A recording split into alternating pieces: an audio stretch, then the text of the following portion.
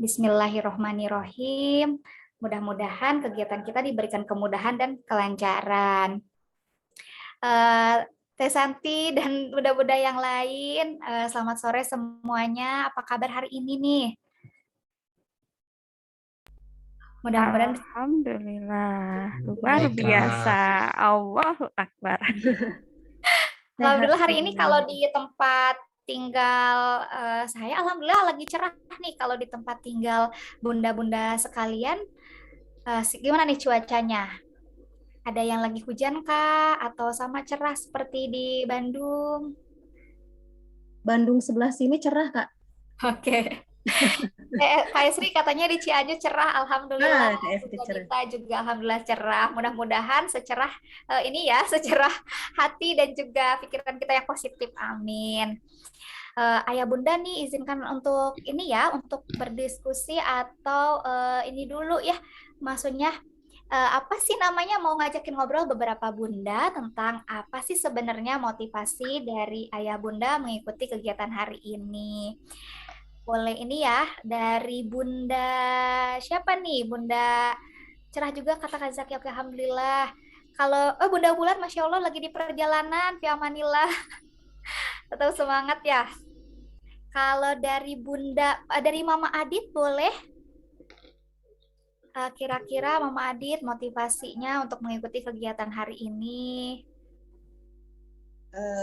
Assalamualaikum, saya Mama Adit. Terima kasih, Kak. Ini kan baru pertama, jadi belum tahu maksudnya pemerintah. Waduh, prototipe itu ke depannya gimana. Jadi mau menyimak dulu. Masya Allah. Berawal dari penasaran Bunda ya. Oke, terima kasih hatur nuhun Mama Adit, Bunda Adit ya. Boleh satu lagi dari siapa ya kira-kira ya? Dari Bunda Eri boleh? Iya, maaf ya Om, off cam. Sedang membawa Apa-apa. bayi. Iya, saya juga sebenarnya ingin lebih tahu mengenai kurikulum prototipe ini. Karena kan kemarin waktu kurikulum darurat, rasanya ke anak itu belum maksimal ya. Nah sekarang apa perbedaannya, saya juga ingin lebih tahu gitu, apa perbedaannya dari kurikulum prototipe ini Kak. Sama Mama Adi tadi ya, lebih penasaran gitu. Rasa penasaran. Mudah-mudahan jadi ini ya, hari ini bisa sedikit membuka rasa penasarannya biar nggak terlalu ini. Kayak atur Iya. nuhun, Bunda Eri. Bunda-bunda semuanya. Nah, untuk kegiatan kita hari ini, insya Allah akan dibersamai ya oleh dua orang pemateri yang luar biasa, bagian dari pendidik juga. Nah, untuk itu izinkan saya untuk memperkenalkan terlebih dahulu ya kedua materi yang insya Allah akan mengisi kegiatan kita hari ini. Kades izin share screen dulu Bunda ya. Oke, Bismillah. Untuk pemateri kita yang pertama, sebentar. Pemateri kita yang pertama itu, Masya Allah ada Teh Nanan ya.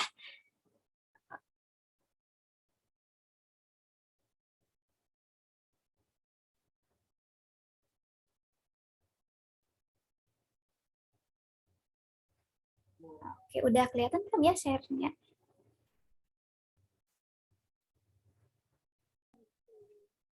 Oke, Bismillahirrahmanirrahim.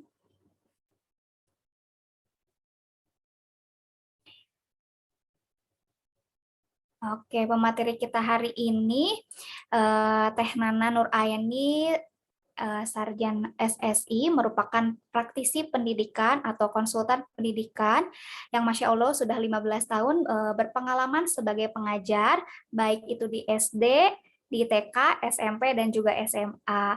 Beliau juga memiliki sertifikat mengajar nasional sejak 2012. Nah, kemudian beliau juga seorang guru kelas, guru bidang studi, wakil kepala sekolah kurikulum, dan merupakan juga kepala sekolah berpengalaman sebagai kepala sekolah. Dan kemudian untuk pemateri kita yang kedua, kalau di Komuba biasanya kita panggilnya Misti ya, atau Kak Tia. Oke, untuk profilnya sendiri,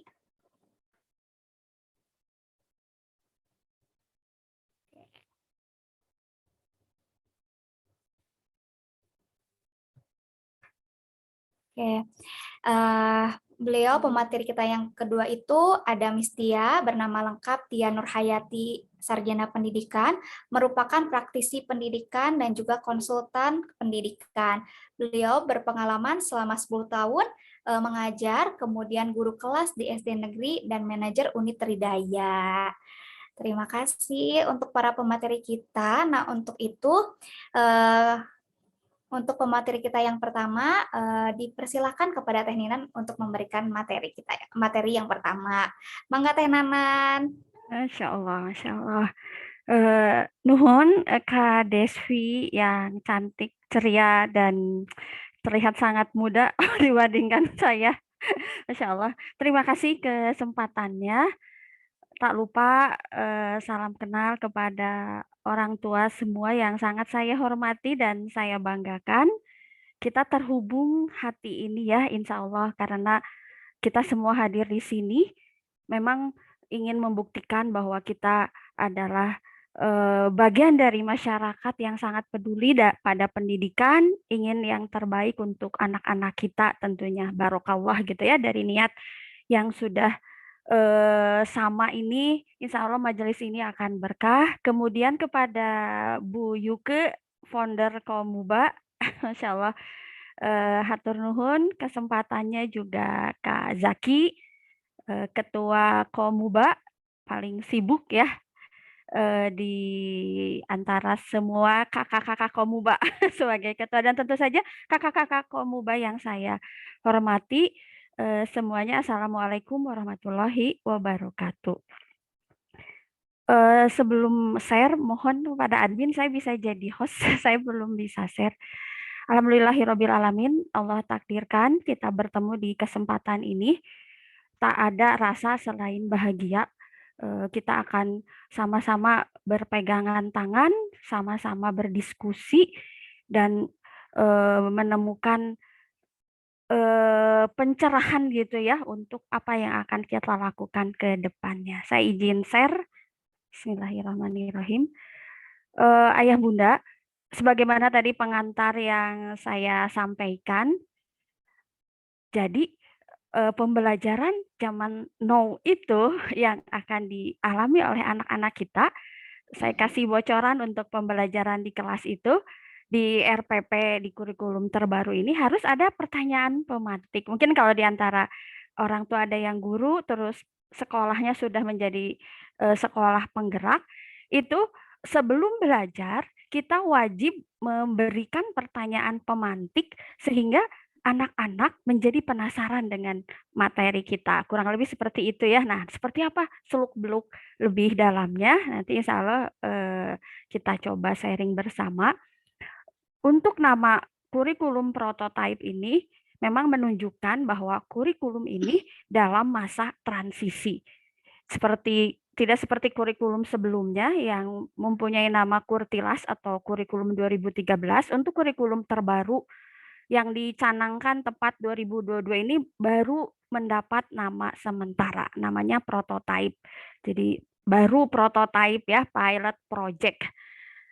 Kemudian juga biar saya lega nih, izin saya menyampaikan, saya di sini menyampaikan bukan seorang peneliti gitu ya, atau expert dari LPMP provinsi atau peneliti atau dari ahli dari Dinas Pendidikan, bukan, tapi semata-mata kita semua sebenarnya sama sebagai praktisi yang sudah wareg dengan berbagai kurikulum yang kita jalani selama mengajar. Dan tentu saja saya ambil sumbernya tidak lain dan tidak bukan dari dokumen Kemendikbudristek.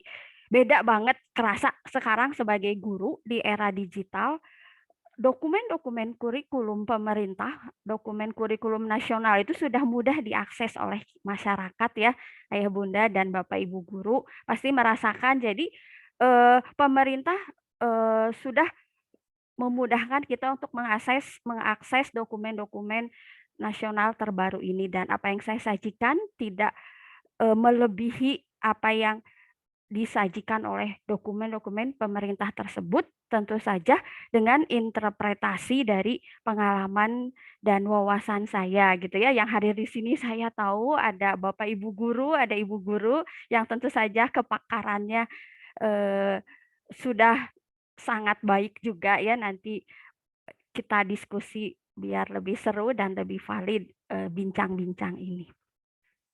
Oke, untuk slide pertama, saya sajikan bagaimana perjalanan sejarah kurikulum di Indonesia. Yang terbaru ini adalah Kurtilas yang direvisi tahun 2017 dan seterusnya. Dari sini, ayah bunda, juga bapak ibu guru, kakak-kakak sekalian, kita sama-sama memahami ya bahwa perubahan kurikulum adalah suatu keniscayaan. Tidak bisa dihindari karena namanya pendidikan itu sangat-sangat terkait dengan zamannya. Persis seperti yang katanya quote dari sahabat Rasulullah Ali bin Abi Thalib bahwa didiklah anak-anakmu sesuai zamannya. Nah, begitu pula kurikulum menyesuaikan ya, mulai dari kontennya yang ada dulu tuh ada TIK, saya masih ingat ya, tujuan instruksional khusus, tujuan instruksional umum, sampai kompetensi KIKD itu di kurikulum terbaru. Nah, apa yang terjadi 2 tahun terakhir, qadarullah ya, zaman kita sampai pada situasi pandemi, di mana kurikulum 2013 sedang berlangsung, maka pemerintah menawarkan 3 opsi. Waktu itu ada surat keputusan dari Menteri Pendidikan, bisa tetap memakai kurikulum 2013, bisa memakai kurikulum 2013 darurat, dan yang itu tampak dari KIKD-nya yang dikurangi ya, materi yang dikurangi, atau kurikulum yang disesuaikan oleh sekolah masing-masing. Nah, seiring dengan perjalanan waktu, hasil riset, dan perkembangan zaman yang tak luput dari yang menjadi penyebab salah satunya adalah perkembangan teknologi digital, membuat perubahan menjadi suatu keniscayaan. Ya, saya bukan yang pro perubahan ya, karena ada di masyarakat itu ada ungkapan ganti menteri, ganti kurikulum, itu saya tidak berbicara hal itu. Saya hanya melihat zamannya memang menuntut perubahan, terlepas tepat atau tidak perubahan yang diusung itu sudah menjadi tanggung jawab pemangku kepentingan, dalam hari ini Departemen Pendidikan. Nah, ini jadi saat ini di tahun 2022 yang ini yang saya beri tanda kursor, mulai diberlakukan kurikulum prototype gitu ya, akan ditransisikan penerapannya sampai nanti 2024 memang ditargetkan selesai. Jadi baru sedikit sekolah yang mencoba menerapkan di masa transisi ini. Jadi ketika Bapak Ibu nanti mengikuti seperti apa gambaran kurikulum 2022 ini, jangan bayangkan sudah berlangsung di sekolah anak-anak kita gitu ya. Yang saya tahu, sekolah penggerak di Kota Bandung itu masih di bawah 10 sekolah, baik SD, SMP ataupun SMA itu belum sampai 10. Meskipun sekarang sudah mulai pendaftaran gelombang 3 ya, itu yang gelombang 1 di Kota Bandung tuh nggak lebih dari 10 sekolah, SD kurang dari 10, SMP kurang dari 10, SMA kurang dari 10. Kebetulan sekolah saya sebelumnya adalah sekolah penggerak terpilih. Jadi kami sempat guru-gurunya mendapat pelatihan dari pemerintah dan dari Dinas Pendidikan Kota Bandung. Seperti itu, kemudian nah ini kurang lebih ya gambaran singkat apa sih proses baru yang dilanjutkan di kurikulum prototype ini. Nah, kalau di kurikulum 2013 kita ada penilaian pengetahuan, keterampilan, dan sikap. Nah, sekarang itu tidak ada. Jadi 1. Kemarin kebetulan sekolah saya sudah mengeluarkan raport kurikulum prototype ini, jadi nilainya 1.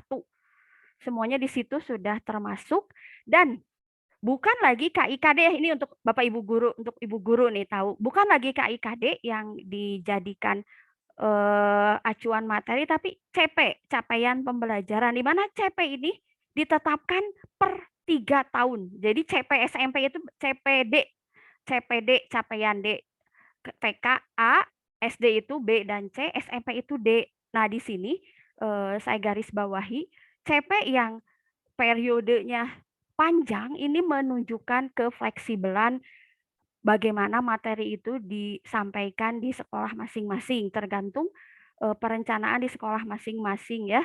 Seperti itulah kurang lebihnya. Sehingga nanti karena 3 tahun CP ini, maka sekolah leluasa mengaturnya sesuai dengan tingkat kebutuhan. Ada murid yang cepat, ada murid yang lambat, ada yang gaya belajarnya berbeda. Itu dengan diberikan fase 3 tahun, sekolah harusnya bisa mendesain itu ya.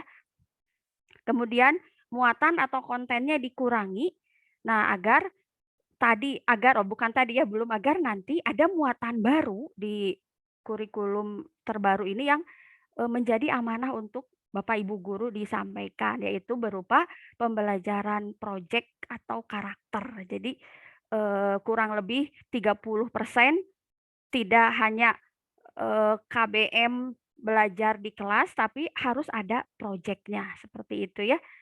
Nah, yang menjadi target adalah karakter pelajar Pancasila atau P3 ya. Kami menyingkatnya P3, profil pelajar Pancasila. Itulah kerangka yang menjadi targetan semua CP di kurikulum prototipe ini. Nah, kurang lebih ini gambarannya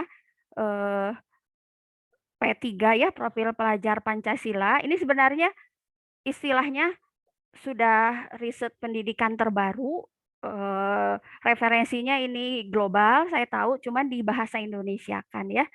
Ada beriman, bertakwa kepada Tuhan Yang Maha Esa, alhamdulillahirobbilalamin ya, negara kita masih negara yang memperhatikan keimanan, ini alhamdulillah. Jadi masih mengutamakan keimanan dan ketakwaan. Kemudian yang kedua, berkebinekaan global. Ini artinya ada ya penjelasannya nanti di berikutnya. Langsung saja di penjelasannya. Jadi target dari pembelajaran kurikulum terbaru itu akhlak dalam agama, akhlak dalam pribadi, akhlak kepada manusia, akhlak kepada alam, dan akhlak bernegara.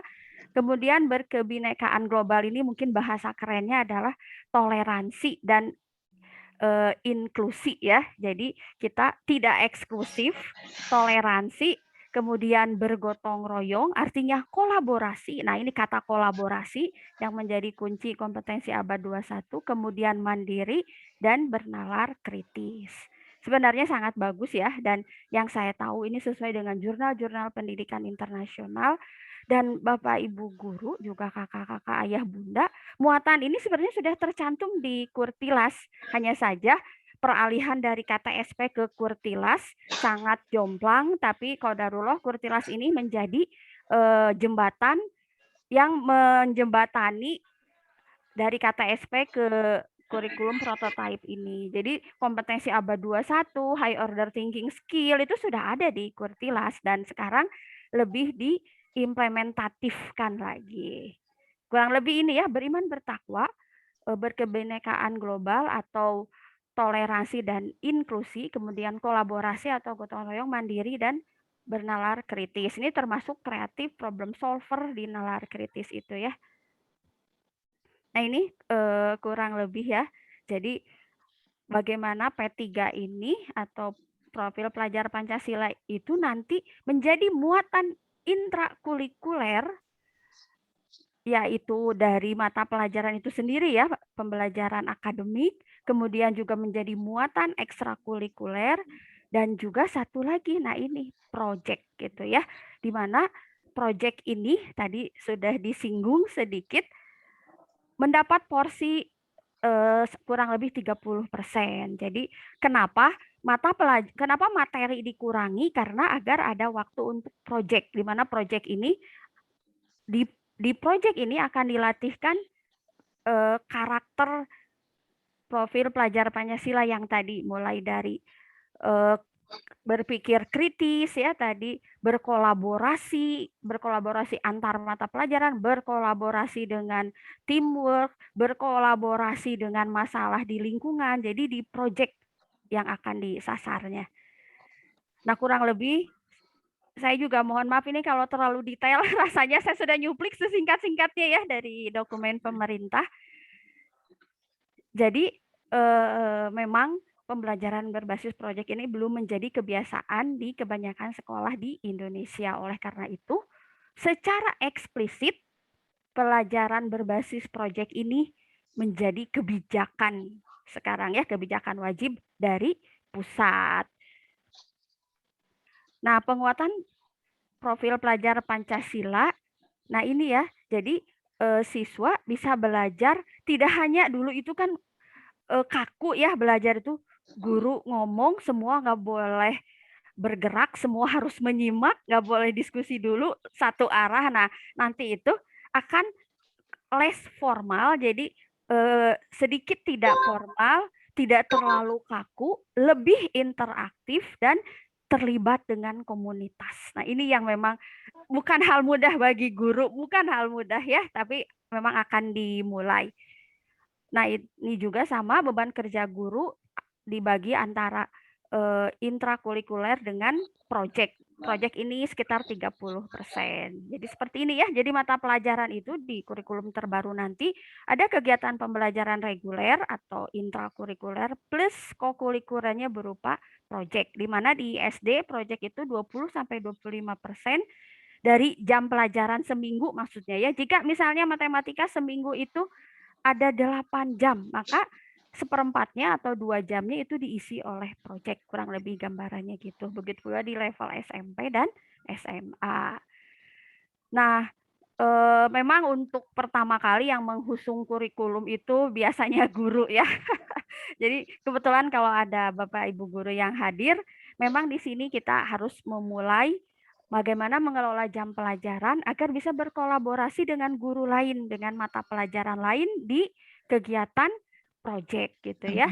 Kurang lebih seperti itu. Nanti mah nggak bisa lagi ngajar sendiri, harus kolaborasi dengan guru-guru mata pelajaran lainnya. Kemudian kolaborasinya juga tidak hanya dengan sesama guru, tapi dengan masyarakat di luar sekolah, dengan komunitas, dengan misalnya ada apa kegiatan ekonomi apa di sekitar sekolah juga itu bisa dilibatkan dengan universitas yang memiliki pakar-pakar yang bisa dilibatkan untuk kolaborasi dengan praktisi. Kemudian yang menjadi tantangan guru juga untuk mengelola waktu dan kegiatan penilaian proyek. Beda kan kalau ulangan pilihan ganda, gampang menilainya ya. Nah, ini bagaimana menilai sebuah proyek agar fair dan adil. Yang seperti ini sebenarnya udah lama ya dijalankan di beberapa sekolah di Indonesia, di luar negeri, tapi sekarang menjadi kebijakan pusat yang wajib. Nah, ini contoh proyek, misalnya proyek mengelola sampah di tingkat TK. Nah, kalau di SD itu proyeknya berupa kampanye sederhana gimana sih agar lingkungan sekitar sekolah tidak banjir. Kalau SMP misalnya membuat proyek atau model atau prototipe bagaimana pengelolaan sampah di sekolah, misalnya memilah organik, anorganik, bagaimana menjual biar sampah itu punya value, punya jadi nilai pendapatan dan seterusnya ya. Kemudian untuk tingkat SMA misalnya bagaimana memanfaatkan sampah lebih jauh lagi. Mereka kan sudah belajar mekanika, sudah belajar kimia, mungkin ada semacam misalnya gitu ya, pembangkit listrik sederhana menjadi pupuk dan lain-lain. Ini benar-benar tergantung dari guru-gurunya. Kurang lebih itu ya gambaran proyek. Nah, ini juga pemerintah juga menetapkan tahap awal. Mungkin proyek itu seragam gitu ya, semua kelas. Nah, kemudian ketika sudah gurunya sudah menguasai, sudah berkembang, mungkin yang kelas lain bisa beda-beda, hanya 2-3 kelas yang sama. Udah tahap lanjutan, proyek ini bisa berbeda-beda setiap kelas, tergantung siswa menemukan masalah apa untuk dijadikan proyek. Itu, jadi keren ya, keren subhanallah sebenarnya. Nah, sekarang kita harus pahami ya urgensinya atau benefitnya atau targetnya. Kenapa pembelajaran ini berbasis proyek menjadi suatu hal yang diwajibkan dari pusat. Tidak lain dan tidak bukan, karena memang untuk mengejar kompetensi literasi gitu ya, yang merupakan salah satu kompetensi abad 21 yang sebenarnya sudah sangat bagus dikupas di P3 tadi, di profil pelajar Pancasila. Itu sebenarnya semuanya melibatkan kemampuan literasi. Nah, kurang lebih ini dari hasil jurnal-jurnal pendidikan terbaru yang diteliti secara internasional atau di riset-riset di tingkat universitas di Indonesia, di universitas pendidikan di Indonesia, itu dosen-dosennya sudah meriset hal ini. Makanya langsung diadopsi oleh kurikulum pemerintah. Jadi ada 3 hal yang menjadi kompetensi abad 21. Nah, ayah bunda, bapak ibu guru juga kakak-kakak sekalian, Indonesia itu akan menuju generasi emas 2045, khusus Indonesia. Apa itu generasi emas 2045? Jadi dari perhitungan piramida penduduk tahun 2045 itu minimal 60% sampai 70% penduduk Indonesia adalah usia produktif.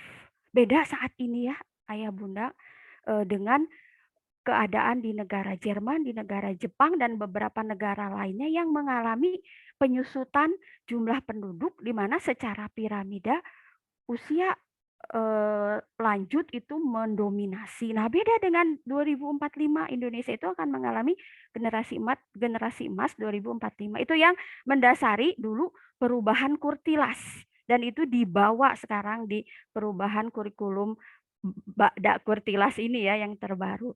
Jadi ada kualitas karakter, literasi dasar, dan kompetensi. Nah, ini literasi dasar ini yang sangat diusung di kurikulum nasional ini.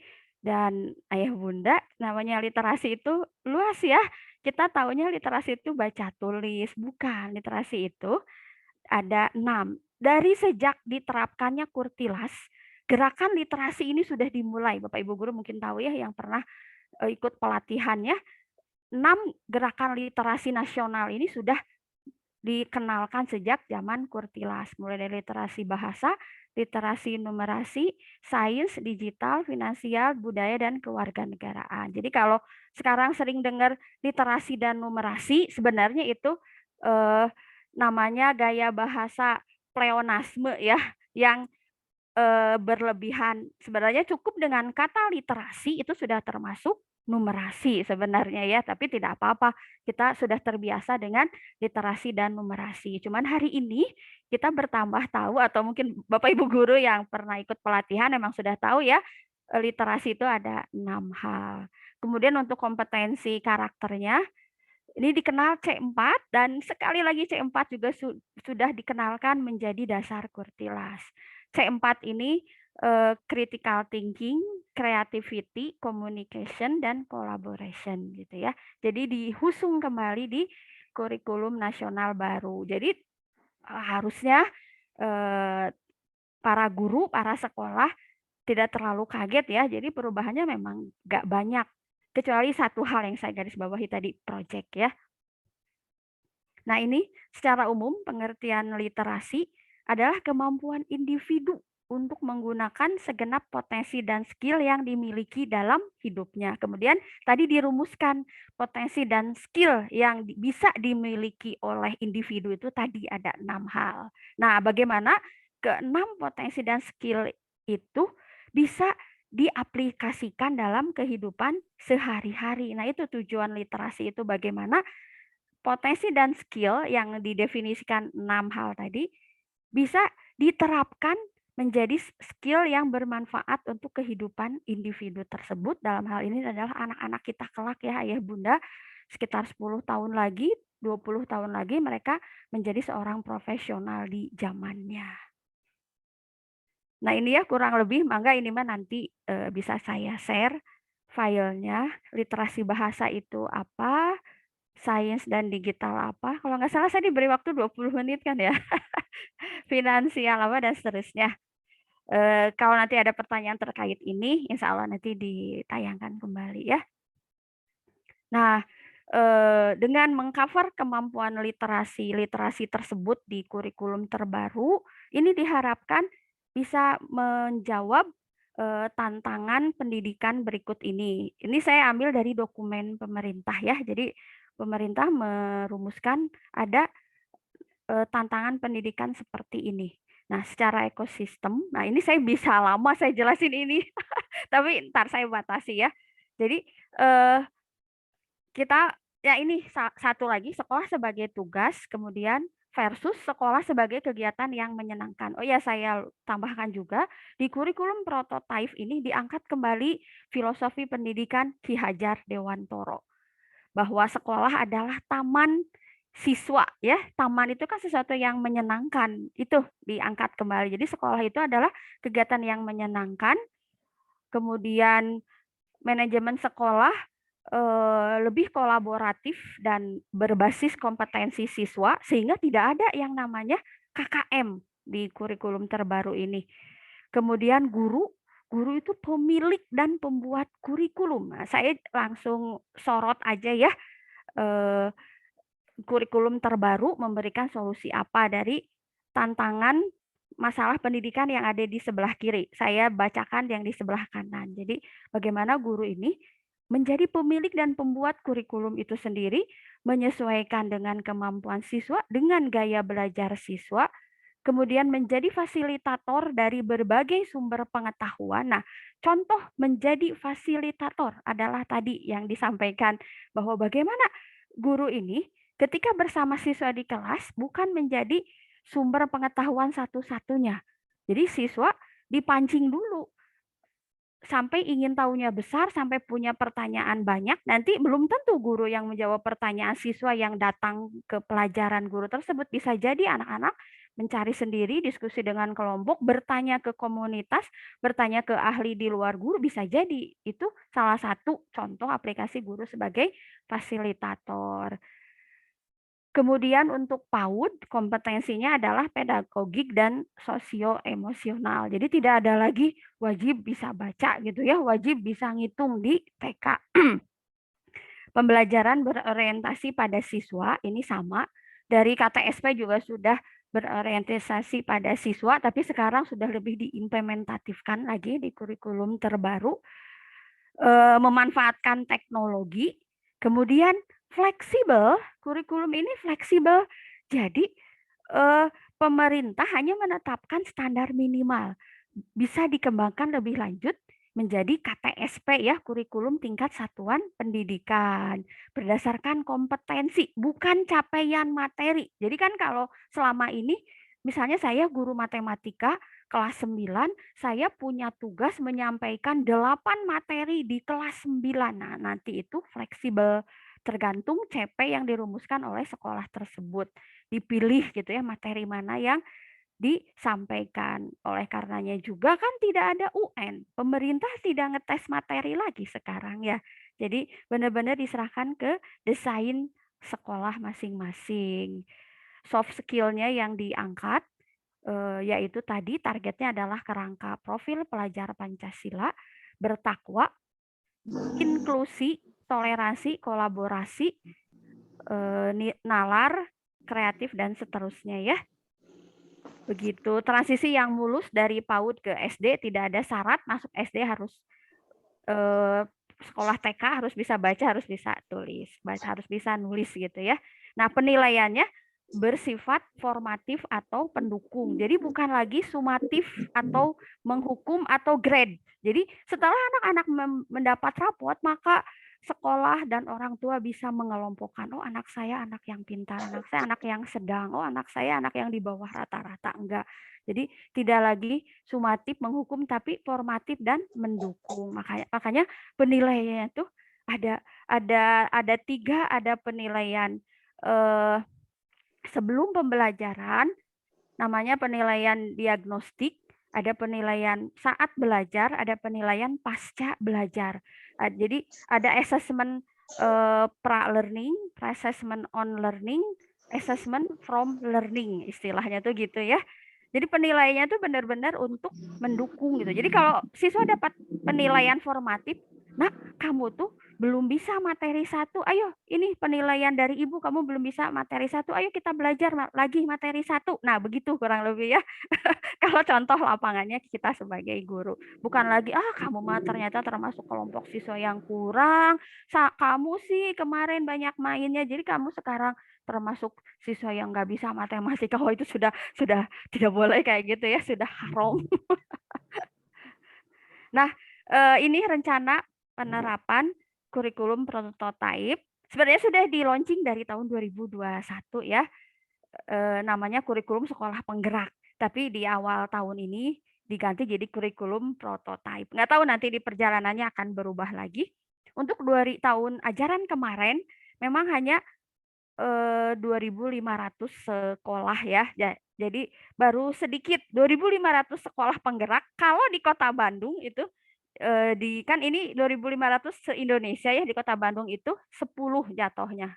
Kurang lebih 10 sekolah. Nah, tahun ajaran sekarang 2022-2023 itu sudah dibuka gelombang 3. Kemarin gelombang 2 sudah sekolah yang bersedia. Jadi pemerintah juga sifatnya menawarkan dulu.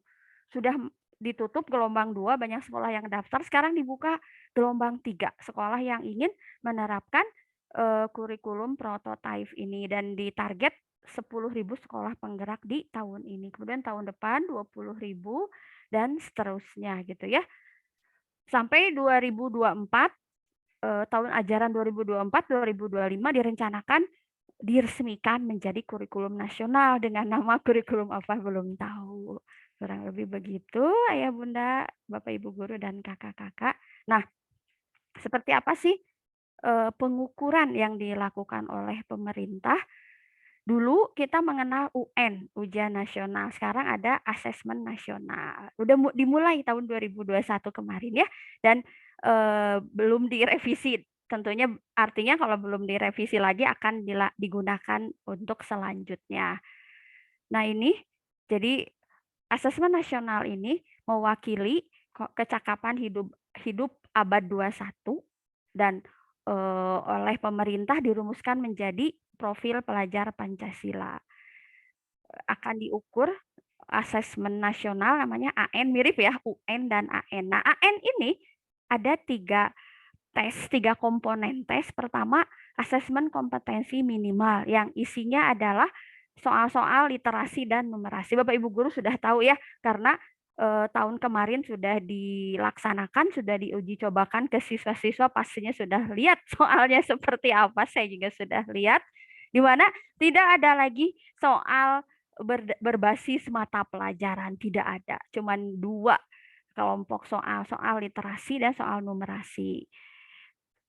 Bukan di kesempatan ini ya kita bahas soal AKM. Kemudian ada survei karakter, anak-anak tinggal checklist aja kok.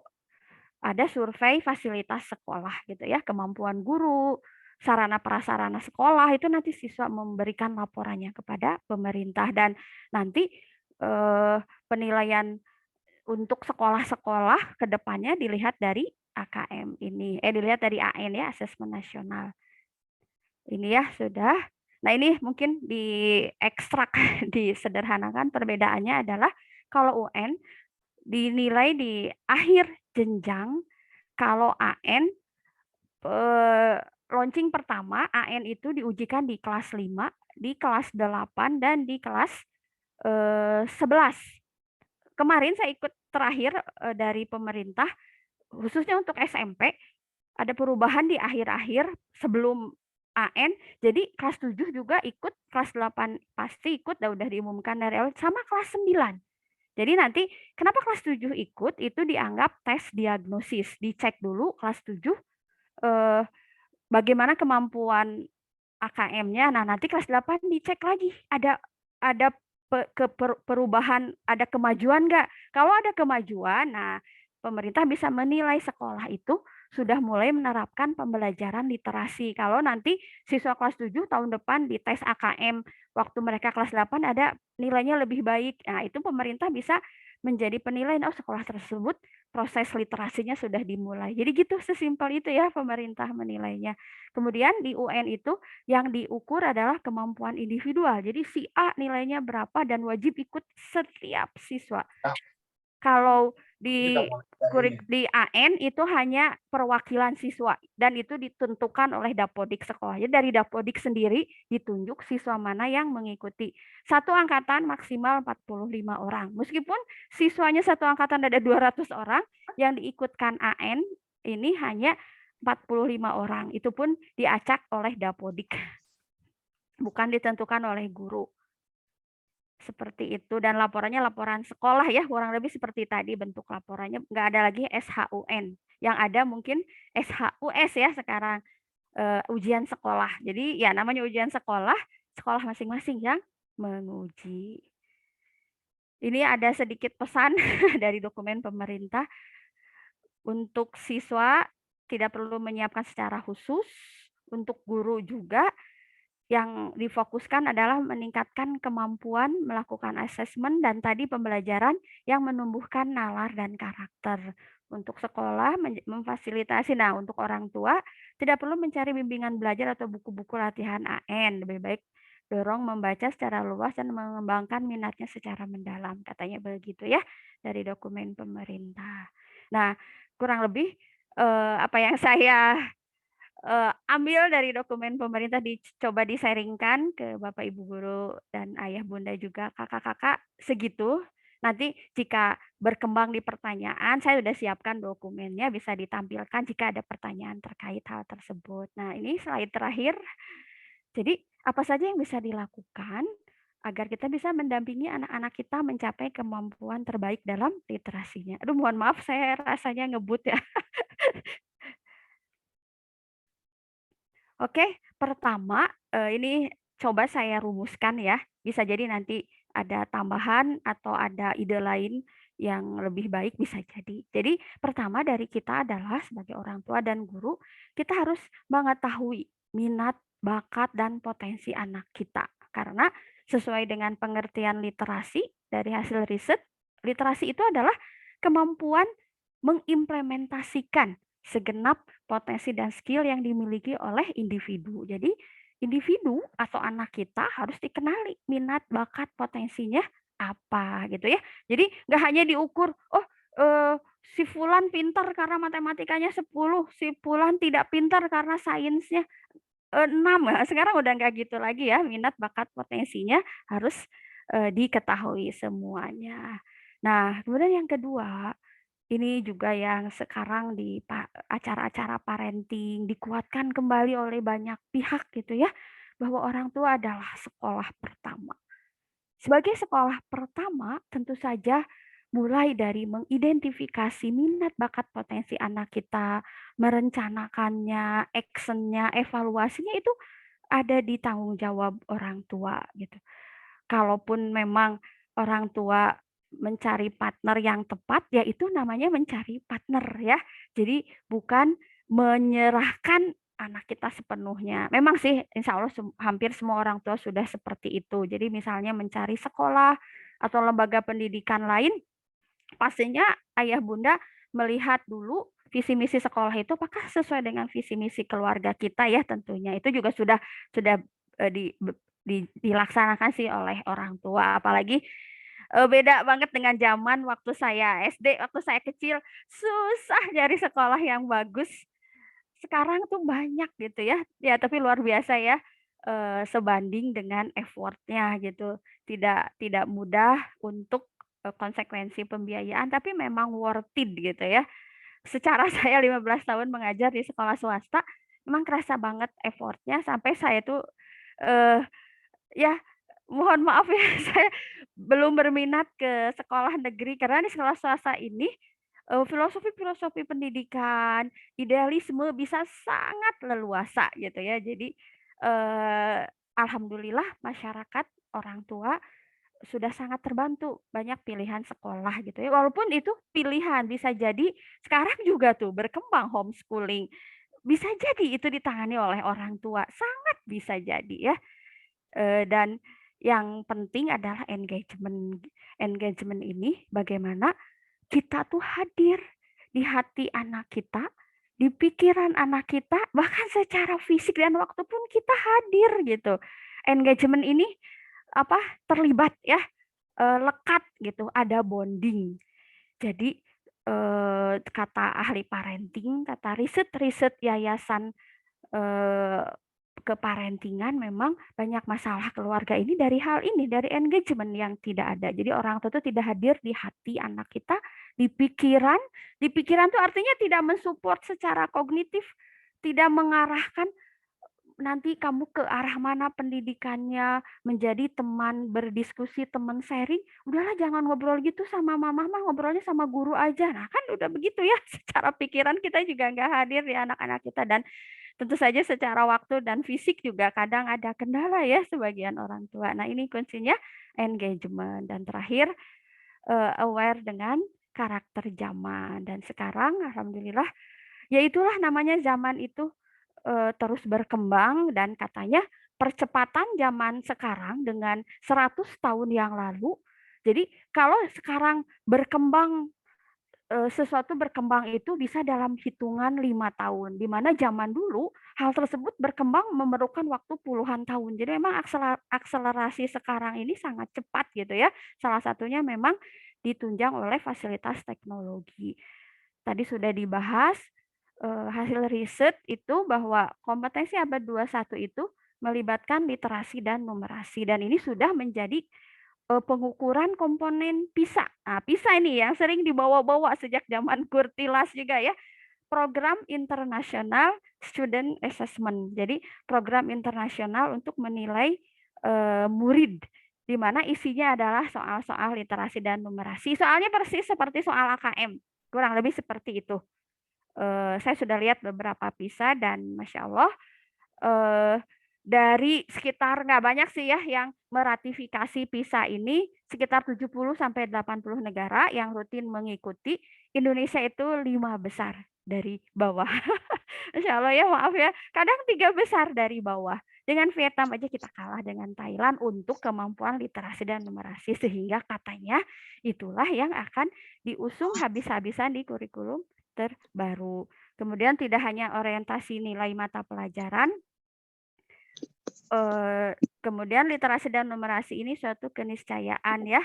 Jadi akan melibatkan nalar, problem solving, kolaborasi mata pelajaran, kolaborasi kontekstual dengan lingkungan sekitar, pakar, dan seterusnya. Gitu mungkin Kak Desvi, saya kelamaan nggak? Masya Allah, terima kasih. Terima kasih. Saya ngebut banget, maaf nanti kalau ada yang nggak jelas boleh di sesi diskusi. Wah, lama banget, maaf. Mangga, mohon maaf kurang lebihnya. Kalau ada yang salah mohon nanti dikoreksi oleh kakak-kakak, Bapak Ibu. Siap, sami-sami Teh. Oke. Bunda Eva, insya Allah ya kalau untuk PPT-nya bisa di-sharekan nanti setelah kegiatannya selesai. Hatur nuhun sekali lagi Teh Nanan atas pemaparannya. Jadi ilmu yang bermanfaat untuk kita semua ya. Yang tadi bunda-bunda masih penasaran, mudah-mudahan menjadi gerbang biar rasa penasarannya menjadi lebih terjawab gitu ya. Nah untuk selanjutnya, mangga Teh Misty ya, Misty dipersilakan sebagai pemateri kedua untuk memaparkan materinya. Oh, Masya Allah ya. Teh Nanan itu pakarnya. Secara 15 tahun di sekolah. Saya nggak terbayang ya. Segitu molotoknya ya kalau bahasa Sunda. Segitu molotoknya kurikulum dari awal sampai sekarang Teh Nanan itu pasti mengikuti perkembangannya seperti itu ya. Oke. Terima kasih Kak Despi. Saya buka. Bismillahirrahmanirrahim. Assalamualaikum warahmatullahi wabarakatuh. Sempat sahabat besar. Oke. Bunda ada ayah nggak ini ya Kak Despi? Ayah Bunda masih ada. Ayah Zaki. Ada Ayah Zaki. Ayah Bunda masih semangat ya, insya Allah meskipun memang off cam, tapi insya Allah menyimak ya, sehingga nanti kita bisa sharing bersama gitu ya. Masya Allah, ini soalnya mengganggu weekend ya. tapi luar biasa semangatnya ya. Oke, izin share screen Ayah Bunda, Kak Despi. Oke, bismillahirrahmanirrahim. Nah, kalau tadi Teh Nanan ya, panggilan kesayangan kita itu Teh Nanan ya. Nah, Teh Nanan itu menjelaskan terkait perubahan kurikulum ya secara formal gitu ya, yang mengikuti sekali dari mulai kurikulum, perkembangan kurikulum dari awal sampai sekarang, alhamdulillah. Nah, saya di sini sebagai pemateri kedua akan membahas, membantu menjawab solusi kegalauan orang tua nih menghadapi perubahan kurikulum anak. Tos gentos deui wae. Astagfirullahaladzim ya. Nah, kemarin sudah masa pandemi, di-off-kan 2 tahun, sekarang ada perubahan lagi, ada kurikulum 2013, dari mulai KTSP 2013, kemudian di masa pandemi itu ada kurikulum darurat, ya. Dan sekarang ada kurikulum prototype gitu ya. Meskipun yang saya amati, yang hasil saya diskusi dengan orang tua atau guru, itu memang belum semua sekolah menerapkan kurikulum ini ya. Nah, tapi cepat atau lambat, nah sesuai perkembangan zaman tentunya ya, ini mau tidak mau untuk di tahun depan ini akan diberlakukan. Sekalipun ini hanya pilihan ya, seperti itu. Jadi di sekolah itu ada ya pemerintah memperbolehkan ya untuk menerapkan kurikulum ini. Tapi kalau yang saya lihat ini justru bagus ya, dari tadi sudah sangat jelas dari penjelasan Kak Nanan itu kurikulumnya, sebentar ya, ini susah diperbesar. Nah, oke ya. Sudah, oke. Ya, jadi semua sekolah sudah bisa menerapkan ini, gitu ya. Sifatnya seperti apa sih? Nah, kalau yang saya simpulkan, sebentar.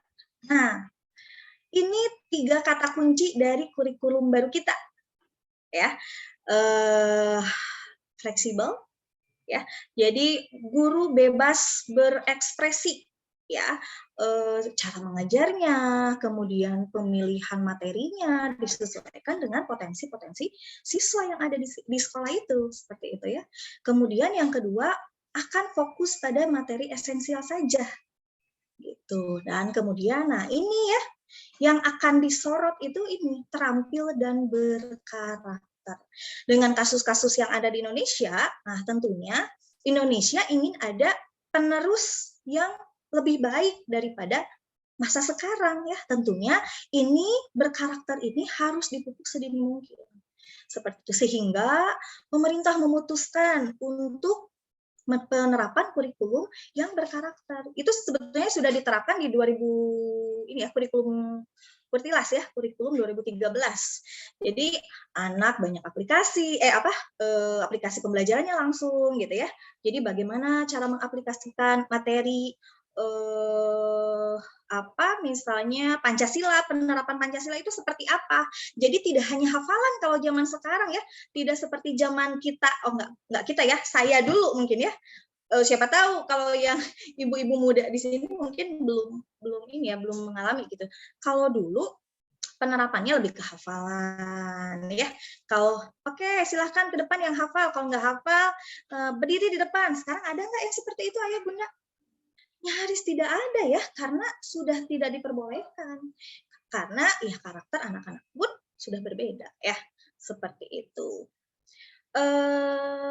Selanjutnya, nah, selamat datang di sharing solusi Ayah Bunda. Nah, Ayah Bunda untuk sesi saya boleh interaktif ya, jadi boleh langsung bertanya, boleh langsung buka on kamera gitu ya, untuk langsung bertanya boleh sekali ya. Karena di sini Ayah Bunda boleh tidak sepakat. Tapi nanti pada akhirnya kita akan menemukan titik terang seperti apa. Oke. Nah, negara punya kurikulum. Betul ya? Sekolah pun punya kurikulum. Nah, kita sebagai orang tua pun ya harus mempunyai kurikulum juga ya. Kenapa? Nih, di sini kurikulum negara, kurikulum sekolah, kemudian kurikulum kita sebagai orang tua ya, kita karena memang saya sudah memiliki anak juga ya. Nah, di rumah ada rombongan ya di rumah. Sehingga kita pun harus ya memiliki kurikulum khusus orang tua. Terus berdasarkan apa indikator yang harus disusunnya? Seperti itu. Nah, yang jelas dari kurikulum negara, kurikulum sekolah, kemudian kurikulum kita di rumah harus bersinergi secara positif. Ya, di sekolah mah kieu, pokoknya mah di rumah mah kudu kieu, nggak bisa ya. Kenapa? Kita harus adaptif, harus adaptasi dengan kurikulum negara dan sekolah. Kemudian tangkas merespon, ya. Dalam hal apa? Dalam hal perubahan dan perkembangan zaman. Ya, sekarang zamannya apa ya, Ayah Bunda? Ada yang bisa sedikit membuka suaranya untuk saya? Zamannya apa ya sekarang?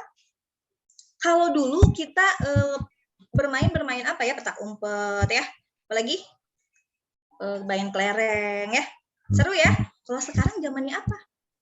Zamannya gadget, Bunda. Gadget, betul. Zaman milenial. Betul, zaman milenial, zaman gadget. Ayah Bunda ada yang merasakan anak aku mah main HP aja, ada? Ada yang enggak, anak saya mah enggak main HP loh. Anak saya mah enggak nonton TV loh. Ada yang seperti itu? Hampir tidak ada.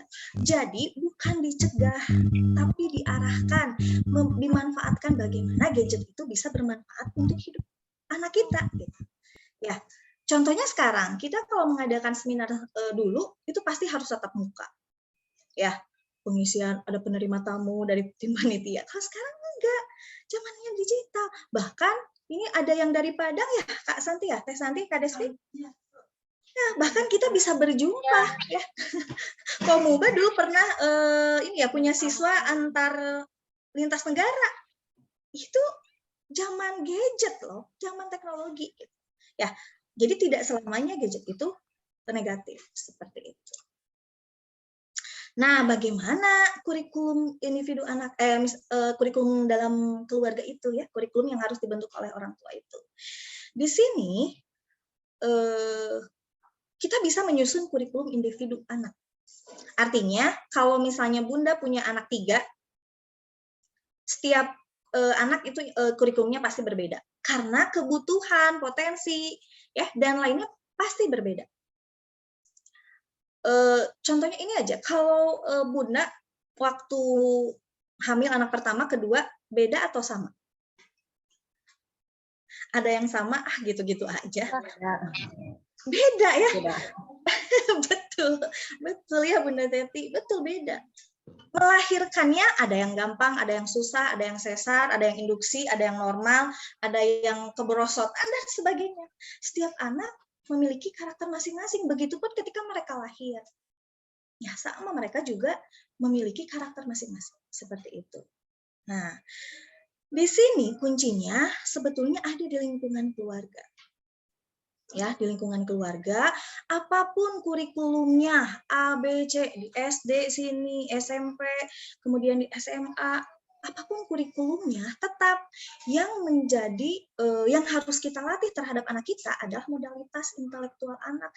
Ini akan berlaku untuk seluruh kurikulum, apapun kurikulumnya, ini tetap akan menjadi modal. Ya, kenapa? Karena mereka, anak-anak kita nantinya akan berkecimpung di dunia kerja ya, seperti itu. Jadi sebagai bekal di dunia kerja, sehingga harus tetap dilatih seperti itu ya. Kemudian, nah, ayah bunda, usia anak ayah bunda ada di rentang ini 7 sampai 19 tahun. Ada. Oke ya. Betul, sip. Nah, kita itu ada di rentang 7 sampai 19 tahun ini ada keistimewaan. Ya. Di usia ini adalah usia berlatih, di mana kemampuan ototnya masih baik, kemampuan otaknya juga masih baik. ya.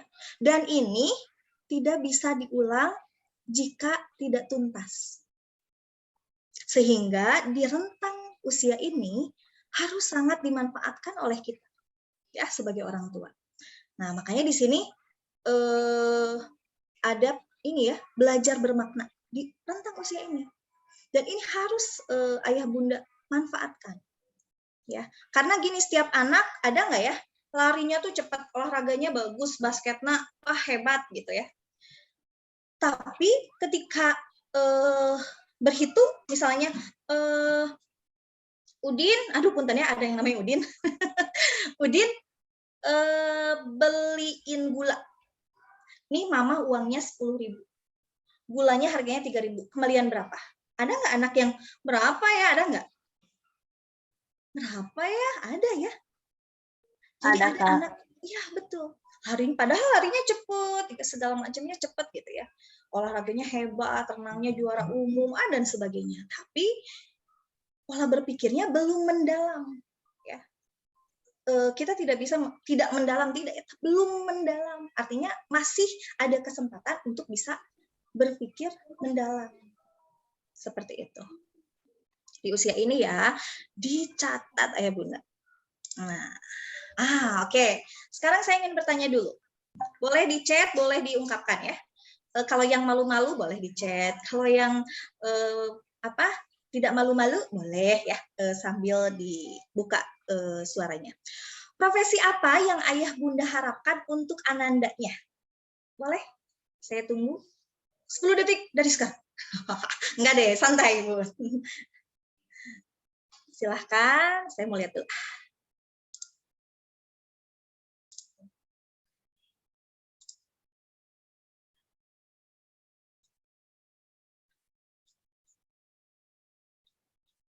Kak Despi boleh tolong dibacakan?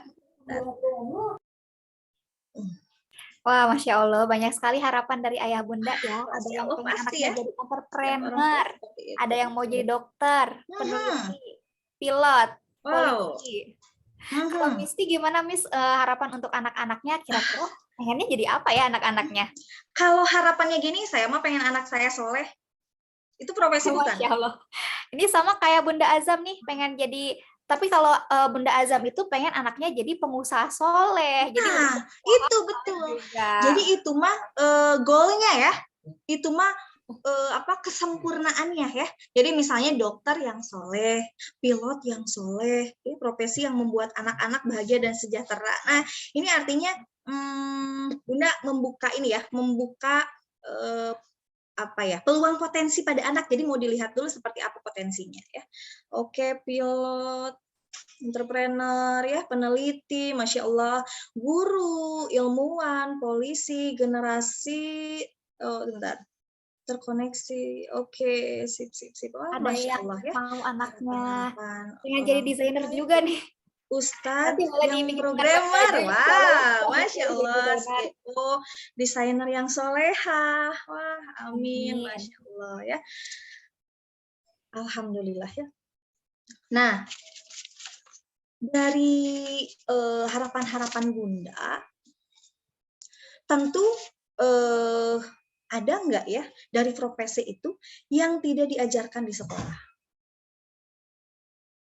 Kira-kira, kalau guru, oke, kita ambil guru. Guru itu pendekatan misalnya pada anak secara psikologis seperti apa?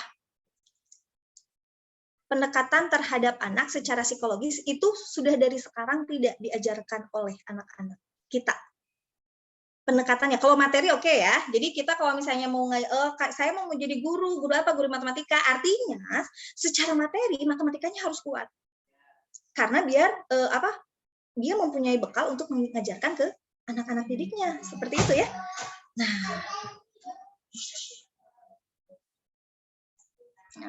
atau nih kalau misal itu ya. Kemudian dokter. Dokter itu beda-beda ya cara menghadapi pasiennya. Ya, kalau ada pasien itu ada yang semuanya, kenapa saya sakit apa dan sebagainya, ibu kenapa dan sebagainya. Ada lagi yang tegas gitu ya. Dan itu ada apa? Itu tidak ada, maksudnya tidak tertulis di kurikulum sekolah, gitu ya. Itu adalah karakter, dan karakter itu bisa dilatih oleh kita sehingga menjadi karakter yang lebih baik apapun profesinya, seperti itu. Nah, ini saya ambil profesi yang kekinian saja ya, karena ini saya sering lihat anak-anak tuh, ini apa, ayah bunda? YouTuber ya? Oke. Jadi misal, ini contoh ya Bun ya, karena saya mengikuti perkembangan zamannya disesuaikan. Anak kita ingin menjadi YouTubers. Jadi cita-cita ini tidak mungkin pelajarannya didapat di sekolah. Kira-kira apa saja yang dibutuhkan untuk YouTuber? Kak Desti mungkin bisa bantu. Kalau jadi YouTubers, kita butuh keterampilan apa? Kreatif untuk membuat konten dong. Bunda, terima kasih. Mama Adit ya. Kreatif. Ya, membuat konten. Apalagi? Kalau menurut saya mesti ya, jadi anak-anak itu selain kreatif juga berani ya. Iya, berani ya. Jadi itu melatih mental artinya ya. Berarti mental, oke. Dari Bunda Yuri katanya komunikasi nih. Oh iya, komunikasi. Ya. Kemudian, disinilah ada kurikulum yang kosong yang perlu kita isi oleh orang tua. Ya. Nah, karena memang kita sebagai orang tua itu tidak memiliki kelebihan dan keterbatasan ya. Kelebihan pasti banyak, keterbatasan juga kita sebagai manusia ada. Pastilah ada semuanya. Nah, tidak hanya keterbatasan atau misalnya saya mampu kok ngajarin anak semua materi di sekolah, mantap. Itu pasti ada. Orang tua hebat seperti itu pasti ada. Tapi misalnya terkendala di waktu bekerja atau misalnya adiknya banyak ya, gitu. Itu di kendala waktu ya, keterbatasannya. Nah, di sini perlu adanya kontribusi pihak ketiga. Seperti itu. Ya. Jadi misalnya pihak ketiga seperti apa ya? Misalnya Kak Desti. Ya. Bunda Teti sudah buka suara, saya sudah siap mendengarkan. Kira-kira pihak ketiga ini apa? Apakah Guru les mungkin, Mbak? Guru les bisa? Ada lagi yang bisa berperan membantu kita sebagai orang tua, ya? Komunitas belajar ya. Iya, Kak Despi, Bunda Wulan bicara, saya kurang jelas. Ya, seperti komunitas belajar, Nah, oh ya, betul. Ya, itu sangat membantu kita nggak? Pernah ada yang punya pengalaman barangkali sangat membantu kita ya sebagai pihak ketiga. Jadi bukan berarti kita menyerahkan anak kita kepada pihak ketiga itu sesuatu yang negatif ya. Nah, seperti itu kita lanjut dulu ya Bunda. Atau seperti ini kasusnya. Jadi misalnya belum ke profesi nih. Anak-anak kita itu mengalami learning loss ya. Terutama kemarin ya di masa pandemi 2 tahun atau mungkin sekarang juga belum semua sekolah masuk full ya. Ada yang setengah hari, ada yang dalam seminggu itu 2 sampai 3 kali saja ya. Belum memang sudah ada tapi belum semua. Belum ada yang full gitu ya jam pembelajarannya. Di sini sebagai orang tua ini solusi yang saya tawarkan di sini, komunikasi intens antara guru dan orang tua. Itu jelas. Ya, selalu kan ibu gimana anak saya, kumaha pun anak di sekolah, di bumi mama ni alim belajar di sekolah we. Iya, nah itu sharing nanti kita dapat informasi dari guru perkembangannya seperti apa. Kemudian, nah ini yang sesuai tadi yang Teh Nanan bicarakan tentang literasi. Ini menuntut anak-anak dan kita juga ya sebagai role modelnya membiasakan membaca. Ya, kemudian pantau kondisi psikologis anak itu juga penting, sangat penting ya. Karena ini anak saya tuh nggak mau sekolah di sekolahnya, tapi dia nggak mau bicara alasannya apa. Nah ini harus ditelusuri ya psikologisnya seperti apa, harus sangat dijaga. Kemudian mengetahui kompetensi anak. Dan nah di sini ini juga yang tadi ya guru les ya pihak ketiga atau misalnya jenis yang lain banyak ya pihak ketiga. Nah, di sini kemarin yang sudah ikut serta ya, kemarin komunitas muda berbakat ini ada asesmen kesiapan literasi dan numerasi. Ayah bunda yang sudah melibatkan anak-anaknya, terima kasih ya. Nah, sudah terlihat kan bentuk soalnya seperti apa, indikator yang untuk mengukur kesiapan anak menghadapi literasi dan numerasi itu akan terlihat. Kita memerlukan asesmen ini. Ya, alhamdulillah untuk Komuba ini dilaksanakannya free ya. Gitu. Jadi, nah sekarang ternyata ini ada gelombang 2 ya. Kemarin kan baru gelombang pertama. Nah, ayah bunda bagi yang belum boleh mengikuti di gelombang kedua. Ya, ini untuk mengecek kesiapan. Sebentar. Kesiapan anak-anak kita ya, yang berkaitan dengan kurikulum tadi di sini. Nah, ya pelaksanaannya ini Sabtu ya, tanggal 5 Februari. Nah, ini pukul 1:30 ya sampai 3:30. Seperti itu. Ini Bunda boleh nanti untuk tindak lanjutnya boleh menghubungi kami ya. Seperti ini tolong dimanfaatkan ayah bunda ya, karena ini sangat penting untuk mengawali kesiapan anak-anak kita terhadap kurikulum yang sekarang. Ayah bunda, insya Allah ruang riung ilmu ini juga akan berseri ya ke depannya, akan membersamai ayah bunda untuk membersamai ayah bunda untuk perkembangan anak anandanya. Nah, kita punya banyak program itu ya insya Allah. Iya, insya Allah. Iya, oke. Nah, di sini ayah bunda pernah mendengar hasil survei program for International Student Assessment. Ya, ini di tahun 2019 ya melakukan survei, ternyata Indonesia itu peringkat ke-62 dari 70 negara dalam bidang literasi. Maksudnya apa? Ini tingkat membacanya rendah. Seperti itu. Saya sih merasa ya. Jadi sekarang lagi dilatih lagi. Ada yang rajin membaca gitu di rumahnya anandanya, ayah bunda? Atau kalau baca atau hambatan membaca, contohnya satu aja. Apa misalnya? Anak-anak terhambat membaca nggak? Iya Kak, anak saya sendiri masih terhambat untuk membaca.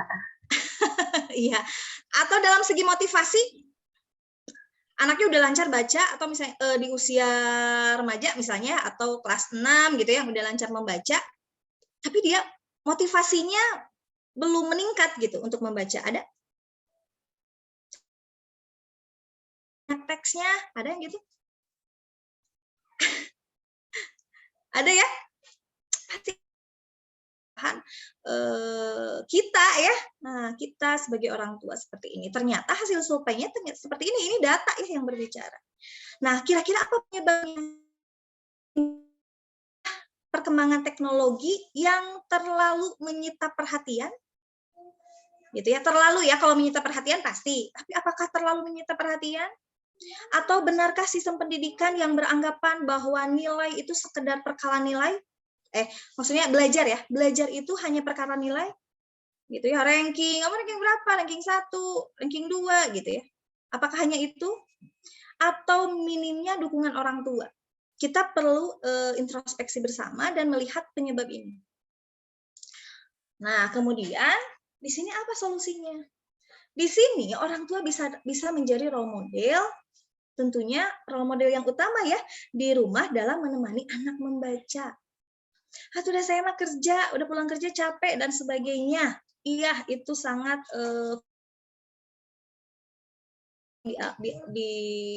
dialami oleh saya juga gitu ya. Nah, kemudian fokus pendidikan lebih ke arah pemahaman yang aplikatif. Jadi lebih ke praktek ya. Kalau di Komuba itu contohnya apa ya? Explore Science ya. Ini kebetulan di sini ada ininya. pawang ya. Aduh. Ya, di sini ada Kak Estri itu selalu mempraktekkan apa yang dipelajari oleh anak-anak yang berkaitan dengan sains ya. Jadi sehingga kenapa harus aplikatif? Proses pemahamannya awet gitu. Kalau paham itu beda dengan hafal ya. Kalau hafal itu mudah lupa. Kalau paham itu pasti akan ingat sepanjang masa. Seperti itu. Coba apalagi kampanye gerakan gemar membaca di media sosial, karena sekarang sudah zamannya ya. Kemudian membentuk kelompok literasi, lagi-lagi literasi. Ya, agar memotivasi dan meningkatkan pemahaman tadi. Seperti itu. Ini komunitas kami ya siap mengembangkan potensi diri. Ya, karena apa? Di sini ini ya, ada program Islamik dan yang tadi kita bahas itu kurikulum yang terbaru kita adalah ingin membentuk karakter. Dan di sini anak-anak di usia tadi 17 sampai 19 itu waktu rentang usia yang tepat untuk mengikuti program ini. Kemudian talents dan hobi. Ya, ini berkaitan dengan potensi anak ya. Kalau anak sekarang dituntut untuk computer thinking. Di sini programnya ada coding. Kalau anak-anak yang sudah ikut program coding itu tahu. Jadi sehingga anak itu tidak hanya jago atau betah main game. Gimana caranya? Kita kan nggak bisa nyetop ya, kamu tuh jangan main game. Pokoknya nanti Bunda atur sekian jam, setelah 2 jam mati. Kamu nggak bisa main game lagi. Enggak. Anak saya sih ya seperti gitu ya, udah habis gitu. Nah, kita akan arahkan di sini bagaimana anak-anak tidak hanya bermain games, tapi mereka jago bikin games. Dan itu bisa bisa dipelajari di sini. Dan itu jadi bukan lagi sesuatu hal yang negatif. Gitu. Kemudian, nah di sini juga ada akademik dan nilai numerasinya, literasi dan numerasi. Seperti itu. Di sini akademiknya juga tentu harus seimbang. Jadi ketiga program ini kami di sini menyesuaikan dengan program-program pemerintah. Seperti itu. Sudah. Oke, mudah-mudahan tidak puas ya. Kak Desti, saya buka sharing. Alhamdulillah nih masih ada waktu sekitar 30 menit lagi untuk menjelang ke penutupan acara. Silahkan Ayah Bunda yang ingin bertanya, ingin sharing pengalaman atau diskusi apapun silahkan. Silakan Ayah Bunda. Misty dan juga Kananan sudah ada beberapa pertanyaan yang masuk di kolom chat. Silakan Ayah Bunda yang mau bertanya juga. Nah, insya Allah kami dari Komuba dan juga di forum Ruang Riung Ilmu ini akan membersamai Ayah Bunda ya untuk mendampingi anak-anak dalam proses perkembangan baik dari akademik, talent dan juga Islamik ya gitu. Silakan ini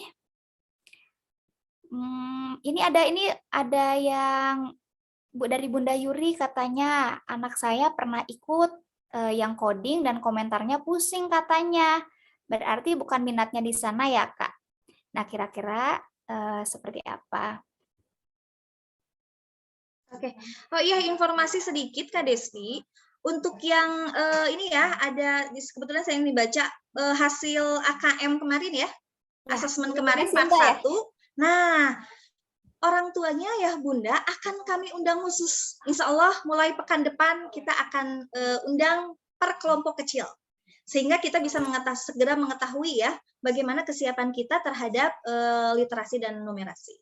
Oke, Ayah Bunda ditunggu nanti WA-nya ya. Terima kasih.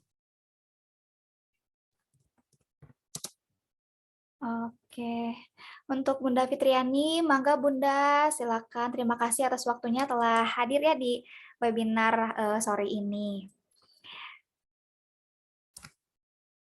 Ayah Bunda, ingin bertanya atau berdiskusi boleh ya Misty ya. Barangkali mau ada yang curhat tentang anak-anaknya, silakan. Mau bertanya boleh? Bertanya dong. Iya. Silakan Bu Sinta. Iya, terima kasih. Assalamualaikum warahmatullahi wabarakatuh. Iya, Waalaikumsalam. jazakumullah khair ya, materinya luar biasa. Mudah-mudahan dapat slide materi ya PPT-nya untuk 2 pemateri yang luar biasa ya. Yang ingin saya tanyakan begini, kalau lihat kan tadi di kurikulum prototype ini betul-betul guru itu menjadi dia pemilik gitu ya, dia yang mengatur, dia yang mengelola dan sebagainya. Nah, kita tahu bahwa guru-guru itu belum semuanya juga menjadi guru penggerak ya. Dan saat ini dengan terbatasnya sekolah penggerak dan guru penggerak juga gitu, sementara kan kita tidak bisa menunggu ya untuk kurikulum ini bisa diimplementasikan di sekolah anak kita misalnya gitu ya. Nah, bagaimana kita sebagai orang tua bisa mengantisipasi atau tetap bisa update gitu supaya prototipe ini ya bisa jalankan gitu ya. Karena memang kalau dilihat kan banyak kelebihan dan sangat relevan lah dengan kondisi saat ini yang memang menuntut yang menuntut sebetulnya dengan era digitalisasi ini ya kebutuhan itu gitu. Pemerintah mungkin juga terdorong lebih cepat gitu karena era pandemi ini yang sebetulnya harusnya 5 tahun yang lalu kali ya. Nah, itu bagaimana kita sebagai orang tua bisa memfasilitasi atau bisa membersamai tanpa harus menunggu pihak sekolah gitu ya. Apalagi kalau sekolahnya misalnya kan di pinggiran ya agak lambat gitu. Itu entah kapan bisa nyampenya gitu ya. Ya, terima kasih. Assalamualaikum warahmatullahi wabarakatuh. Waalaikumsalam warahmatullahi Waalaikumsalam wabarakatuh. warahmatullahi wabarakatuh, Bunda Sinta. Terima kasih atas pertanyaannya. Mangga dari Teh Nanan atau Misti? Mangga, Misti mau jawab dulu? Oh, dari saya dulu? Nggak? Mangga, bebas. Oke, siap. Oke, Bunda Sinta, terima kasih, Masya Allah ya. Untuk tahu perkembangan, ya kita sebagai orang tua harus membuka diri untuk berkolaborasi. Sehingga ya memang tidak semua sekolah ya, sampai saat ini di wilayah saya pun pihak sekolah belum mensosialisasikan tentang kurikulum ini bahkan. Jadi kemarin juga saya diskusi dengan Teh Nanan di saya mah sepi-sepi aja gitu ya. Tapi ini kok sudah booming di kota gitu ya. Bahkan anak-anaknya sudah dipersiapkan luar biasa. Takutnya nanti kita nggak update, tahu-tahu anak dituntut untuk sama gitu ya, ujiannya. Nah, makanya di Ruang Riung ini baru seri 1 ya, baru pertemuan pertama kita peduli dengan informasi yang update. Jadi Bunda boleh berkolaborasi dengan pihak lain atau bersama kami juga boleh. Kami akan dengan senang hati membantu Bunda untuk update informasi. Sehingga kita tidak akan tertinggal gitu ya. Apalagi kita punya Teh Nanan atau guru-guru yang lain yang di mentor lain pun banyak yang aktif di sekolah, itu juga ada ya di sini itu, sehingga kita akan update sangat. Jadi Bunda Sinta boleh sharing dengan kami, dengan pihak lain, barangkali boleh. Ya, jadi stay tune bersama Ruang Riung Komuba. Boleh ada tambahan Teh Nanan? Insya Allah. Ya sih, solusi praktisnya begitu. Ya, Aduh, saya gitu. suka normatif nih kalau saya jawab. Ya, silakan Teh Allah. Nanan. Pastinya sekolah punya kewajiban Bu mensosialisasikan ke orang tua. Hanya saja ya tadi sekarang kan sudah era informasi. Beda dengan orang tua dulu. Kalau sekarang kita bisa akses informasi itu, apalagi di berita Google tuh suka paling atas hal-hal terkini. Jadi mau tak mau kita suka baca ya. Itu jadi kita orang tua bisa mencari sendiri, bisa punya forum bincang-bincang publik, sehingga ya banyak sekarang ini ya subhanallah orang yang berilmu, orang yang punya wawasan tuh tidak sungkan membuka bincang publik, apalagi dengan sarana digital gratis, Zoom, seminar, diskusi atau ada grup yang khusus, asalkan tadi betul ini orang tua seperti Bu Sinta ada keinginan untuk terus mengikutinya gitu. Kemudian yang kedua, ya jangan dibawa khawatir Bunda, jangan dibawa galau. intinya mah mungkin seperti yang tadi saya sampaikan. Jadi nanti guru atau sekolah atau kurikulum ini akan membawa anak-anak kita pada keterampilan yang memang secara fitrah itu untuk membuat mereka survive ya. Itu aja yang dipahami dan engagement. Jadi misalnya ini kebetulan anak saya sudah pada kuliah ya Bunda ya.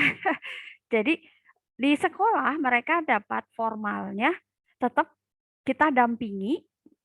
Misalnya kamu nanti mau kerja praktek di mana, kamu mau milih skripsi apa, itu tetap kita dampingi. Kalau anaknya udah kuliah, kalau anaknya masih SMA misalnya, dulu anak saya Umi pengen bimbel, pengen ini, jadi ada pendampingan, ada engagement yang kita akhirnya tahu up to date kebutuhan anak di mana, yang notabene itu kan mewakili kurikulum yang dia jalani di sekolah. Apalagi sekarang ini Bunda juga jangan juga terpatok di kurikulum nasional, karena kan guru-guru juga tadi perkembangannya masih lama ya. Sekarang ini yang disiapkan pemerintah guru to guru. Jadi guru yang dilatih ini harus melatih guru lagi, guru lagi. Jadi memang akan lama dapat guru yang ideal. Nah, oleh karena itu memang nanti Komuba juga akan ada pelatihan-pelatihan untuk guru ya, bagaimana membuat penilaian proyek, menilai soft skill, itu memang ada rubrik yang bisa dibuat seobjektif mungkin. Jadi untuk para guru, ketika ada pelatihan seperti itu, orang tua bisa ikut. Jadi bisa bisa kebayang, oh nanti anak saya penilaiannya seperti ini gitu. Dan terakhir, ini hanya sekilas info, sekarang ini degree formal, pendidikan formal juga bukan satu-satunya. Jadi ketika kita merasa tidak nyampe harapan anak kita di sekolah atau di kurikulum nasional, Bunda jangan sungkan.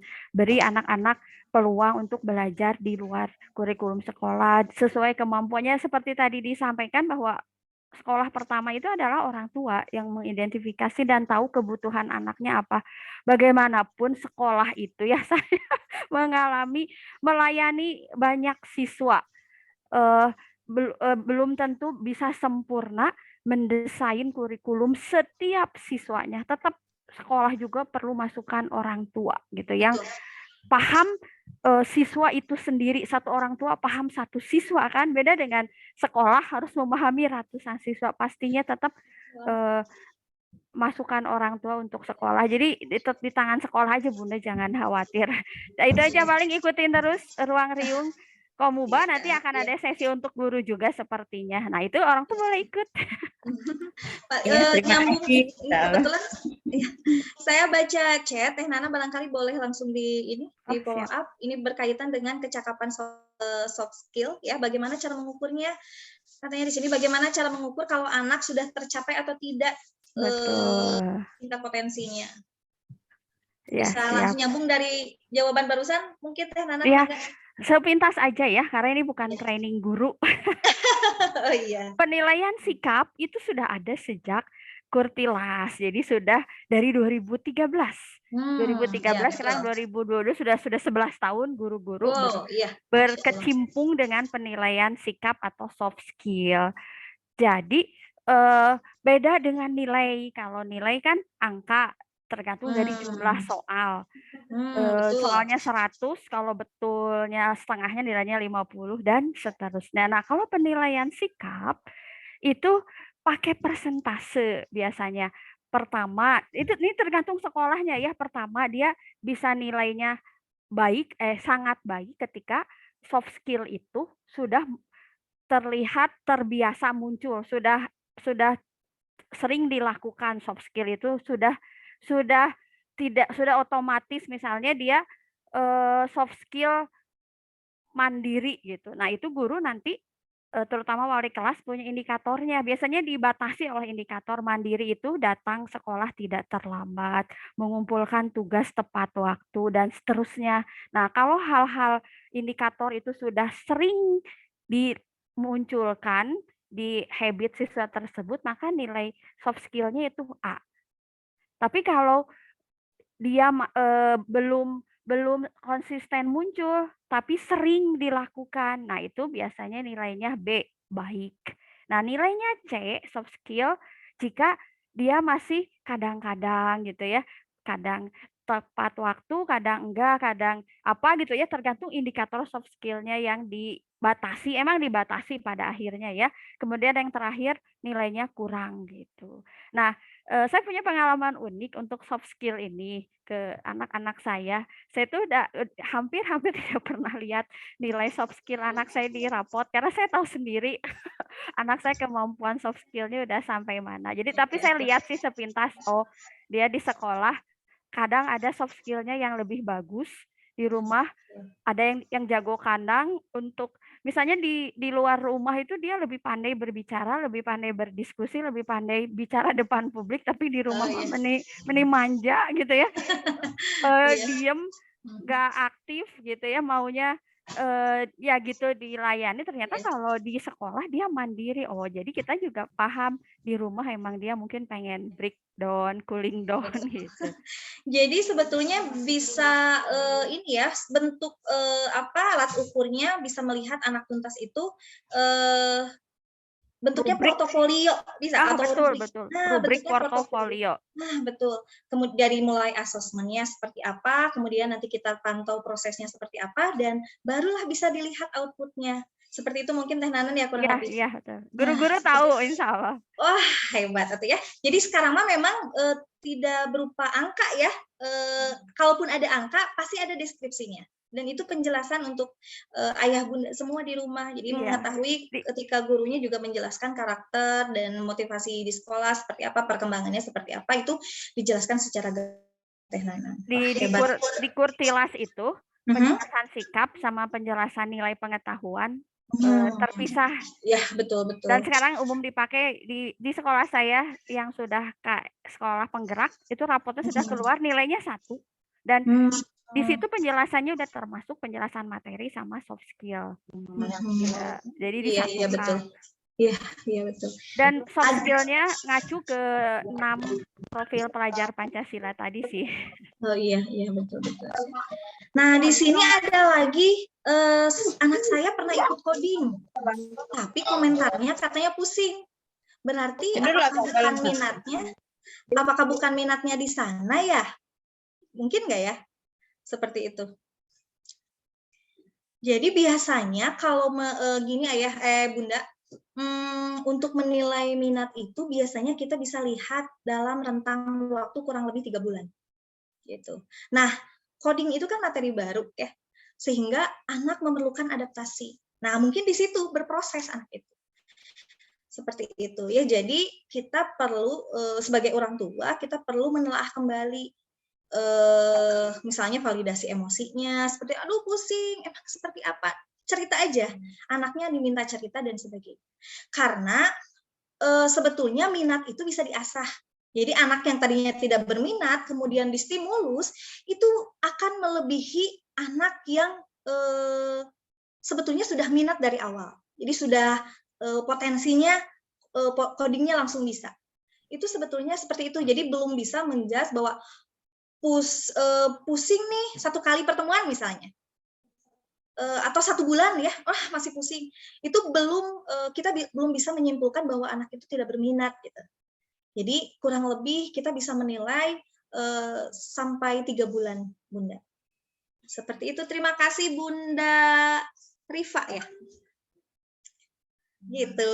Ada lagi barangkali Kak Despi sebelum kita tutup ya, karena memang kita sudah menjelang maghrib. Kalau di Bandung itu azan maghribnya jam 18 lebih ya?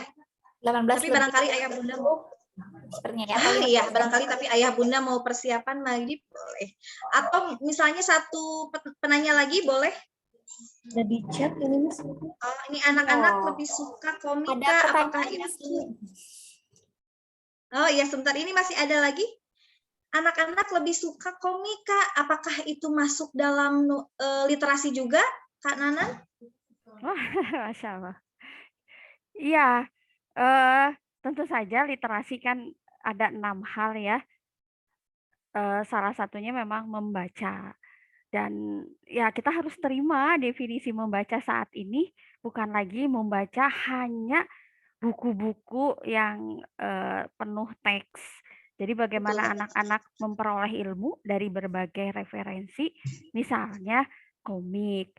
Nah, Nah, memang betul. tetap seperti kata Misty, segala sesuatu itu tidak berlebihan. Tetap moralnya kita perhatikan konten dari komiknya, kemudian alokasi membaca komik, apakah melebihi dari agenda harian yang seharusnya. Mungkin permasalahannya lebih di situ. Tetapi untuk memupuk bakat anak sangat mungkin. Misalnya dengan banyak membaca komik, dia kan jadi punya ide cerita ya, punya konten. Itu akan lebih baik kalau Bunda arahkan anak-anak yang sering baca komik untuk membuat komik. Misalnya, jatah kamu nak baca komik kan seminggu 3 jam. Kok sekarang udah 5 jam? Baiklah kalau kamu mau 5 jam, kamu harus ngasih karya komik ke Bunda. Apapun kontennya jangan dibatasi dulu. Apa saja yang terkait dengan hal-hal di sekitar dia, silahkan bikin komik. Atau bisa jadi karena sering lihat paparan stimulus gambar-gambar komik, ternyata dia bisa bakat menggambar, bisa jadi dia bakat. Tapi sekarang tuh pakai aplikasi tuh banyak yang nggak mesti jago gambar, bisa dibantu oleh aplikasi untuk membuat gambar-gambar komik. Tapi which is bagaimana dari membaca itu dia bisa mengeluarkan, membuat komik sederhana, atau dia bisa menceritakan hal-hal yang dia alami hari itu, Betul. masalah dia, kegalauan dia dalam bentuk komik. Walaupun gambarnya nggak bagus, jangan dicela. Dia bisa menuangkan, itu udah sesuatu yang berharga Betul, banget. betul. Masya Allah ya. Jadi Dan emang harus apa? Memanfaatkan. Jadi ketika memang dia nggak bisa dicegah, sok boleh. Tapi Mama minta minggu ini 2 karya komik kamu kasih ke Mama. Tentang apa aja. Hal itu kan justru ya, kita tuh betul ya. mendrive bakat anak gitu. Ya, Itu keren maaf ya. Miss ya sudah kepotong tadi. Enggak apa-apa.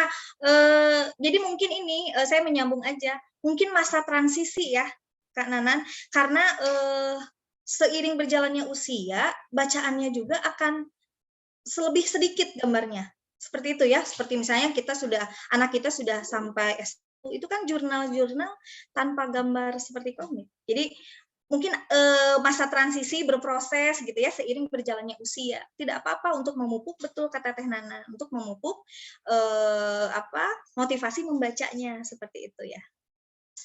Gitu. Alhamdulillah, mungkin tidak ada lagi ya Kak Desvi, mengingat waktu juga ini sudah mendekati waktu azan maghrib. Jadi, Masya Allah, Bunda, Katia, Misty, sama Teh Nanan, gak kerasa ya waktunya berjalan sangat cepat. Masya Allah.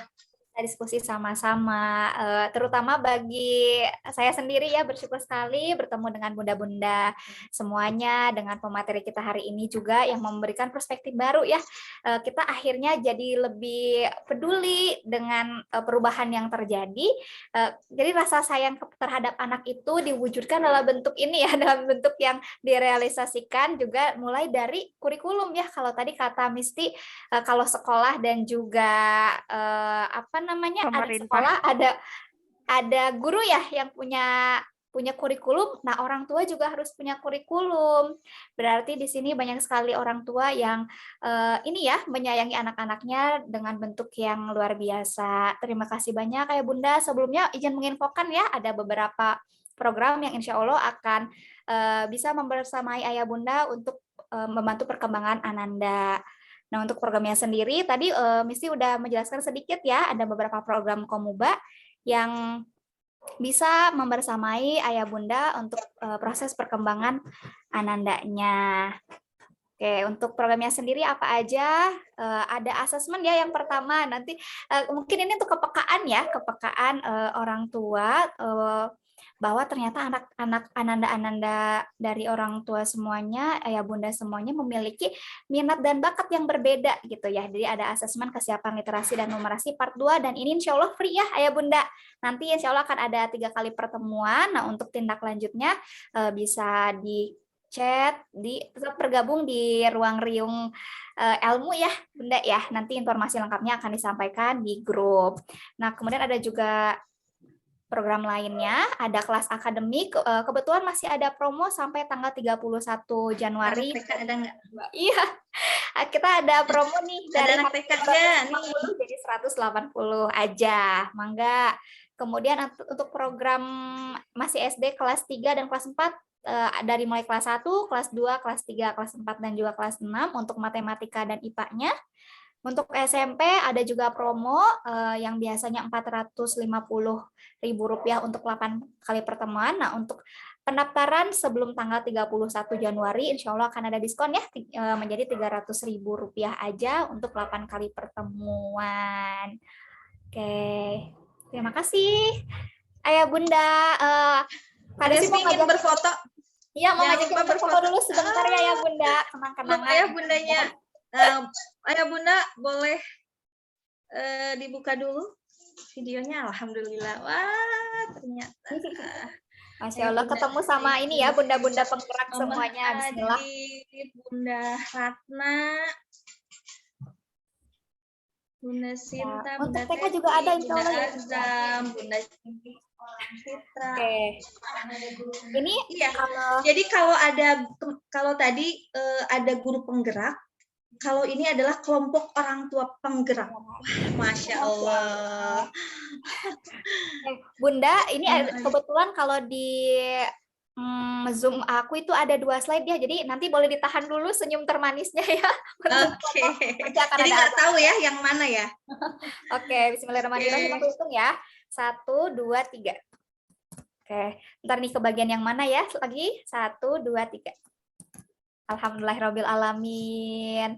Ayah Bunda, terima kasih banyak atas partisipasinya untuk hari ini. Terima kasih untuk energi yang luar biasa yang insya Allah bisa saling berbagi untuk orang tua yang lain juga, untuk anak-anaknya juga. Mudah-mudahan kita semua diberikan kemudahan dan kelancaran untuk mendidik sama-sama ya, untuk bisa membersamai anandanya hingga nanti kelak menjadi anak yang bermanfaat untuk umat juga. Amin. Ayah Bunda izin untuk menutup kegiatan kita hari ini dengan berdoa bersama-sama ya. Iya, sama-sama. Alhamdulillahirrabbilalamin. Subhanakallahumma wa bihamdika asyhadu an la ilaha illa anta astaghfiruka wa atubu ilaika. Mudah-mudahan kita nanti ada kesempatan lain untuk kembali bertemu ya dalam kesempatan baik lainnya. Terima kasih sama-sama ya Bunda. Oh iya. Terima Bunda kasih. Teti. Sama-sama Bunda. Silahkan. Assalamualaikum. Waalaikumsalam Bunda Ratna. Terima kasih. Assalamualaikum. Waalaikumsalam Bunda Yuri. Terima kasih.